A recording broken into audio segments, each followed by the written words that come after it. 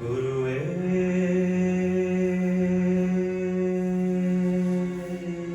नमः। श्री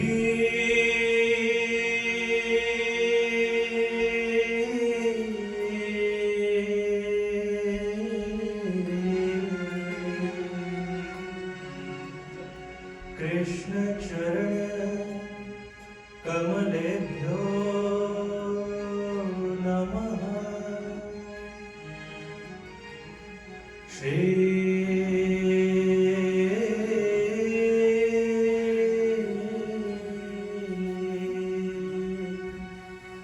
सर्वेभ्यो देवेभ्यो नमः। गुरुर्ब्रह्मा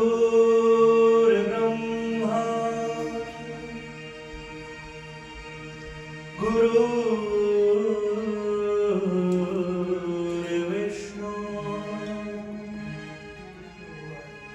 गुरुर्देव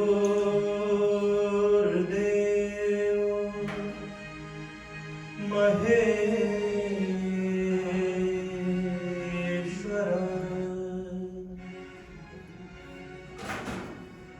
गुरुर्साक्षात्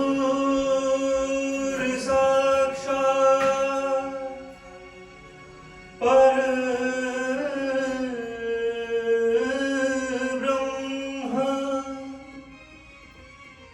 तस्मै श्री गुरुवे नमः। भवानी शंकरो वंदे श्रद्धा विश्वास रूपिणो याभ्यां विना न पश्यन्ति सिद्धा स्वान्तस्थमीश्वरम्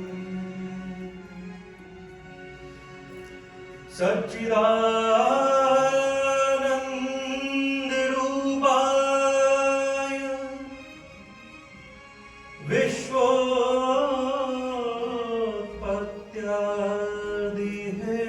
विश्वोत्पत्त्यादिहेतवे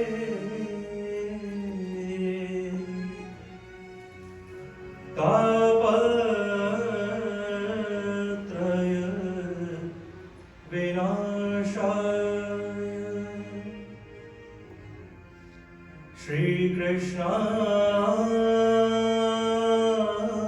श्रीकृष्णाय वयं नुमः। श्रीकृष्णाय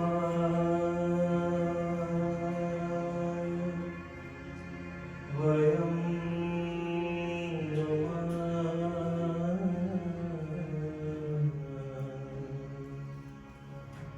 श्रीकृष्णाय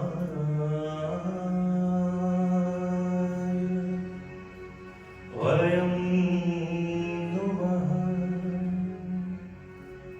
बोलिए श्री वृंदावन बिहारी लाल की जय। श्री भागवत भगवान की जय। नमः पार्वती पतये हर हर महादेव। हर हर महादेव। हर हर महादेव।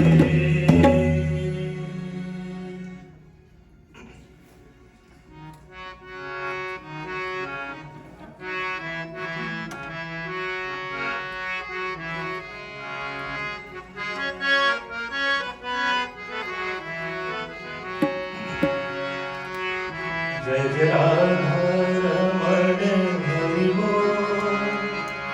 जय जय राधारमण हरि बोल।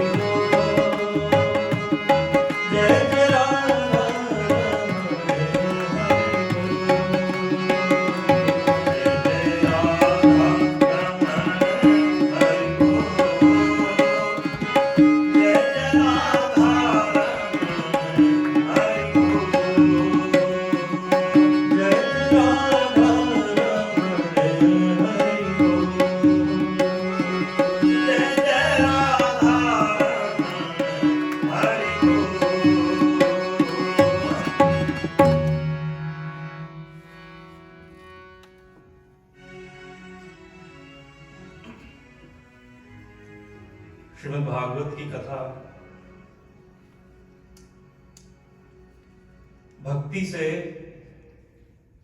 मुक्ति की यात्रा है। महाराज परीक्षित जो आर्त भाव से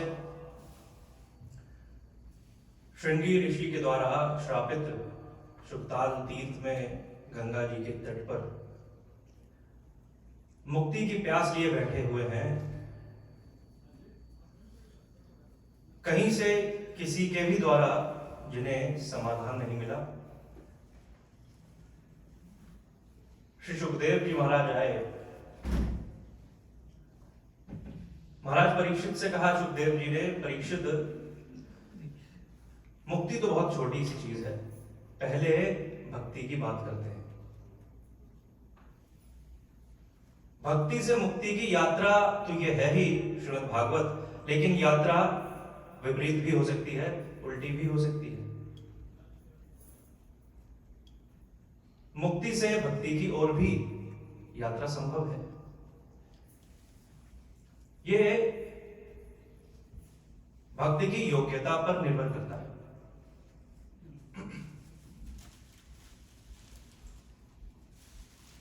कहीं कोई परीक्षित होता है, कहीं कोई राधा होती है, कहीं कोई यशोदा होती है, कहीं कोई होते हैं राजा बलि, जिनकी यात्रा उल्टी होती है, विपरीत। मुक्ति तो प्राप्त है ही, लेकिन मुक्ति चाहिए किसे? मुक्ति से तो शुरुआत है, मुक्ति तो प्रारंभ है, प्रथम सोपान है, पहला चरण है। भक्ति में ही जिसे रस मिलता हो, भक्ति ही जिसके जीवन का प्राप्तव्य हो, भक्ति ही जिसका गंतव्य बन जाए, ऐसे भक्तों का चरित्र श्रीमद् भागवत की ये कथा है।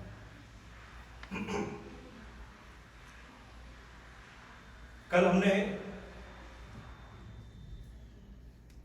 बताया था आपको कि श्रीमद् भागवत साधन तो है ही, लेकिन साध्य भी है। ये ध्यान भी है और ध्येय भी है। ये आराधना भी है और आराध्य भी है।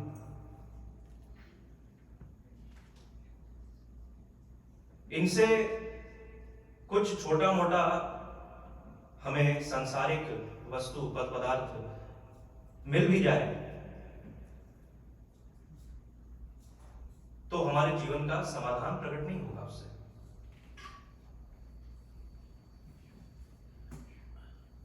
कोई भी पद, कोई भी वस्तु, कोई भी विषय संसार का शाश्वत नहीं हो सकता, परमानेंट नहीं हो सकता। और इसीलिए ये बहुत स्पष्ट है इस संसार में, बहुत क्लियर है कि कोई भी विषय, कोई भी वस्तु, कोई भी पदार्थ जब हम भोगते हैं,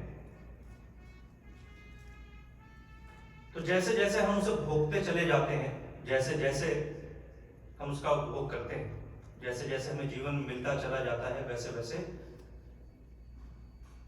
उसकी जो वैल्यू है, उसका जो मूल्य है, वो हमारे जीवन में घटता चला जाता है। शरीर और शरीर के द्वारा प्राप्त कोई भी वस्तु शाश्वत नहीं हो सकती, उस परमानंद की प्राप्ति नहीं करा सकती। लेकिन श्रीमद् भागवत यह एकमात्र ऐसा विषय है, श्रीमद् भागवत एकमात्र ऐसा साधन है, श्रीमद् भागवत एकमात्र ऐसा ज्ञान है जो रस तो देते ही हैं, लेकिन रस के साथ साथ प्यास भी देते हैं। और ये कैसी प्यास है? ये प्यास कभी बुझती नहीं है, कभी तृप्त होता नहीं है ये जीव। सब जानत प्रभु प्रभुता सोई, तदपि कहे बिन रहा न कोई। ये एक ऐसी प्यास है, ये एक ऐसी तृष्णा है जो कभी मिटती नहीं है। और सबसे अद्भुत जो बात है, जिस रस की यह प्यास है, जो रस है वह भी श्रीमद् भागवत ही है। रस भी यही है और प्यास भी यही है। इसलिए कभी भी भक्त श्रीमद् भागवत की कथा श्रवण करने वाले, जो ऐसे भक्त हैं, जो ऐसे प्रेमी हैं, जिनका पूरा जीवन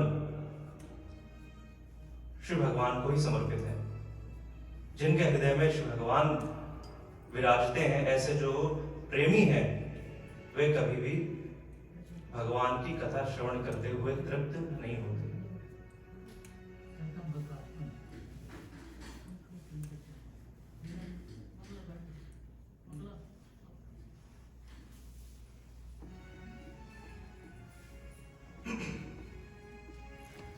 इकोनॉमिक्स में एक प्रिंसिपल है, उसे कहते हैं law of diminishing marginal utility.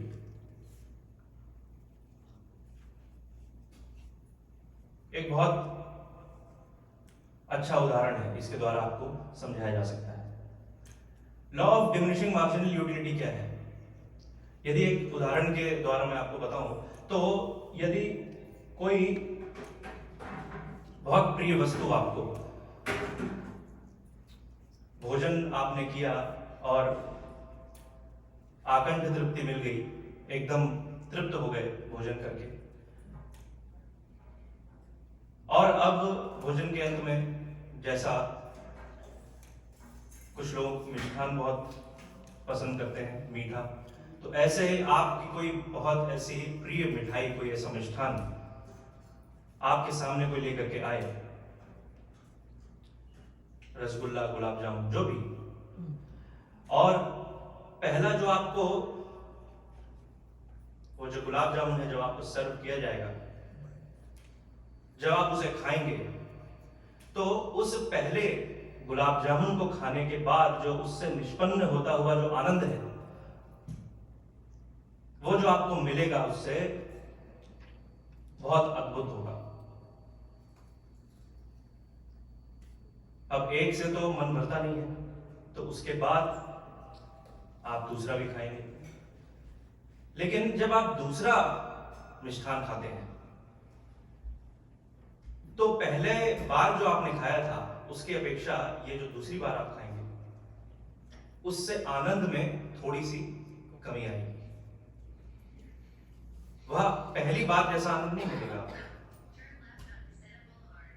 जो मार्जिनल यूटिलिटी है वो कम हो गई, डिमिनिशिंग है, कम होती हुई, 10% कम हो गई। इसके बाद फिर किसी ने आपको एक और मिष्ठान परोस दिया, फिर आपने उसे खाया, फिर मार्जिनल यूटिलिटी और कम हो गई। ऐसे आप खाते चले गए, तो मार्जिनल यूटिलिटी आपका एक ऐसा समय आएगा जब मार्जिनल यूटिलिटी 0 पर आ जाएगी, 0 पर, और तब आप मना कर देते हैं कि बस अब तो मन भर गया,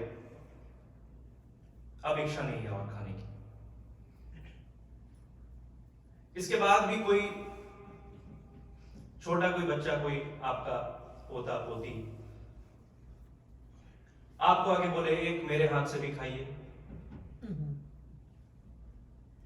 तो आप मना तो कर नहीं सकते। अब जब आपने फिर से खाया उसे, अब मार्जिनल यूटिलिटी नेगेटिव में चली गई।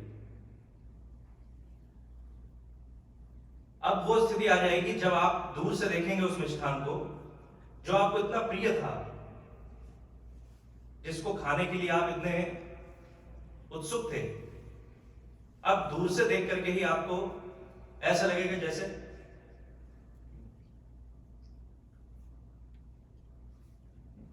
यदि खाते ही चले जाएंगे, तो एक समय ऐसा आएगा कि दूर से देखते ही उससे घृणा होने लगेगी। कहां से शुरू किया था?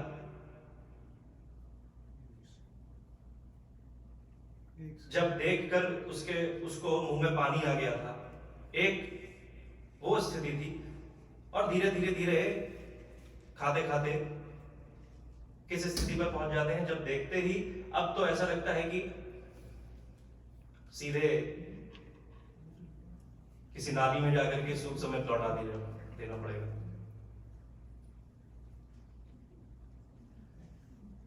तो सांसारिक जो पद पदार्थ हैं उनके साथ यही होता है।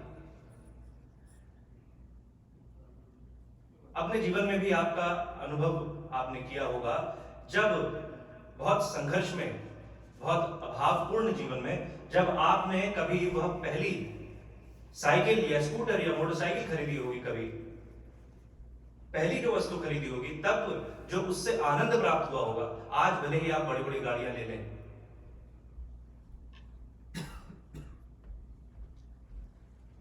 लेकिन वो आनंद वो जो पहली बार लिया, तो इसलिए एक एक करके संसार में जैसे जैसे आप वस्तुओं को प्राप्त करते चले जाते हैं,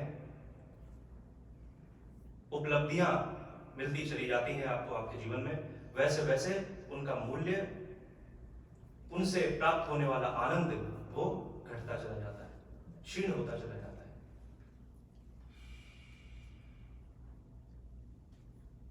लेकिन श्रीमद् भागवत का जो ज्ञान है, श्रीमद् भागवत से मिलने वाला वो जो रस है, श्रीमद् भागवत से मिलने वाला वह जो पदार्थ है,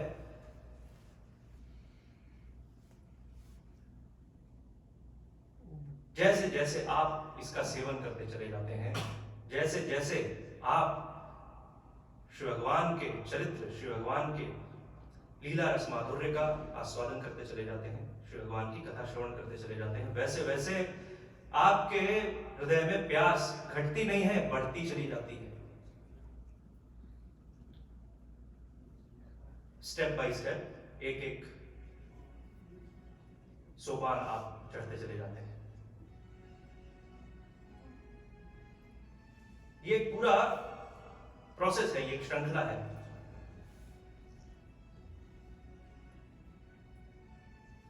श्री भगवान अवतार लेते हैं ना, श्री भगवान का अवतरण होता है, यानी श्री भगवान कहीं श्रेष्ठ पद पर हैं, किसी श्रेष्ठ ऐसे पोजीशन पर है जहां से उन्हें उतर कर आना पड़ता है, क्योंकि अवतरण का मतलब हुआ उतरना। संस्कृत में जो लैडर होती है ना, स्टेयर्स, लैडर, उसको संस्कृत में कहते हैं अवतरणिका। तो यानी भगवान सीढ़ियों से उतर के आए हैं, और जो मार्ग उतरने का है वह मार्ग पहुंचने का भी हो सकता है।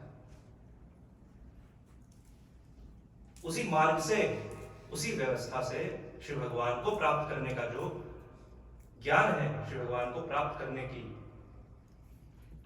जो व्यवस्था है, वह श्रीमद् भागवत देती है हमें हमारे जीवन में। इसलिए श्रीमद् भागवत भक्तों का महात्म्य है। यहां श्री भगवान की चर्चा नहीं है, यहां भक्तों की चर्चा है, यहां भक्ति की बात है।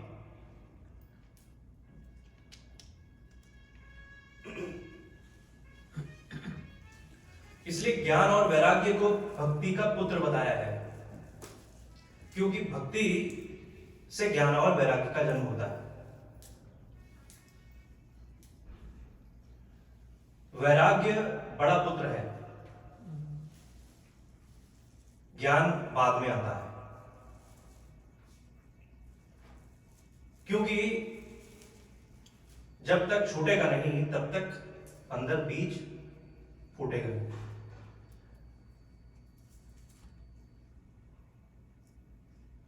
जब तक आपकी पात्रता सिद्ध नहीं होगी तब तक अंदर ज्ञान का उदय नहीं होगा। और ज्ञान और वैराग्य का जो स्रोत है, ज्ञान और वैराग्य का जो उद्गम है, वो है भक्ति से। इसलिए भक्ति है मां और ज्ञान और वैराग्य है पुत्र। ये प्रतीक है, ये श्रीमद् भागवत की समाधि भाषा है, सिंबॉलिज्म है। यदि श्रीमद् भागवत की कथा आप ऐसे ही पढ़ते चले जाए ना, तो आपको समझ में आने वाली नहीं है। आपको लगेगा कि ये तो पशु पक्षियों की कहानियां हैं, जैसे बच्चों को पढ़ाया जाता है किंडरगार्टन में, स्कूल्स में। लेकिन श्रीमद् भागवत की समाधि भाषा है। श्रीमद् भागवत प्रतीक के माध्यम से, सिंबल्स के माध्यम से आपको बहुत गहरे ज्ञान को, बहुत गहरे तत्व को आपके हृदय में स्थापित करने का प्रयास करती है।